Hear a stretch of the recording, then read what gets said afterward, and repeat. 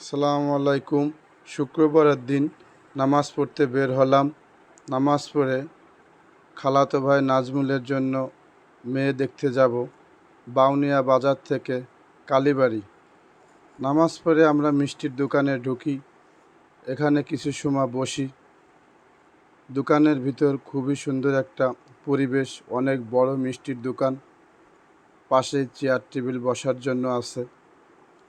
সবাই আমরা এখানে বসে কিছু সময় ওয়েট করি। আমার মামা মিষ্টি কেনে। এটা আমার মামা শহীদুল, এনারই ছেলের বিয়ে। এটা মামার ভাই কালা। সবাই মিলে এখানে কিছু সময় বসে মিষ্টি কেনাকাটা করি, গল্প গুজব করি, কিছু কিনা খাওয়া হলো। মিষ্টির দোকান থেকে মিষ্টি কিনতে কিনতে কিছু ভিডিও করি। এটা কাদের আমার ভাগ্নে, ওই পাশে হাবিব, ওটা আমার খালাতো ভাই। সবাই একসাথেই যাওয়া হচ্ছিল বিয়ে বাড়িতে। এটা আমার আরেকটা ভাগ্নে আলামিন, খুবই ভালো ছেলে। মিষ্টির দোকান থেকে মিষ্টি কিনে সোহাগ এখানে দাঁড়িয়েছিল। এটা আমার ভাগ্নে কাদেরও দাঁড়িয়ে গল্প করতেছিল। খুবই বড় দোকান। অটোতে ওঠা হলো। এটা আসিয়া, ছোট বোন শরীফাও যাচ্ছিল আমাদের সাথে, প্রায় 10-11 জন। এটা মনির, খালাতো বোনের স্বামী, খুবই ভালো ছেলে। এটা আলামিন, এটা জাহিদুল মামা। অবশেষে আমরা অটো থেকে নেমে বাসায় ঢুকতেই হাবিব বাবা বের হয়ে আসলো। এরপরে আমরা সবাই বাসার ভিতর ঢুকি।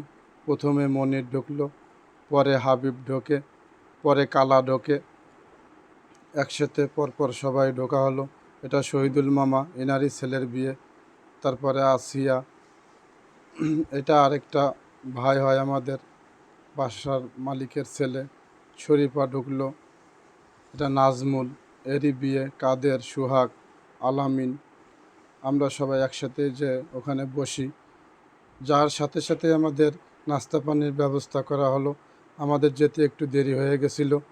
নাস্তা পানির শেষে আমাদের আম খাবার দিল, অনেক প্রকার পিঠা দিল। পিঠাগুলো ভিডিও করতে পারি নাই। পরই খাবার দিল। যেতে আমাদের একটু দেরি হয়ে গেছিল, অনেক আয়োজন করছিল। খাওয়া দাওয়া শেষে আমরা কিছুক্ষণ কথা বলি। প্রয়োজনীয় কথাবার্তা শেষে আমরা বাসায় ফিরে আসব। তারপরে আমাদের জন্য আবার মিষ্টি নিয়ে আসলো, ঢাকার মিষ্টি, খুবই সুন্দর লাগলো। এটা কাদের ভাগ্নে। আমরা এক জায়গায় বসেছিলাম। আমাদের এই ভাই খেদমত করতেছিল, খুবই ভালো এই ভাইটা।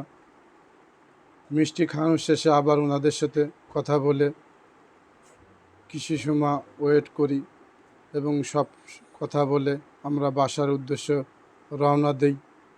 ধন্যবাদ সবাইকে।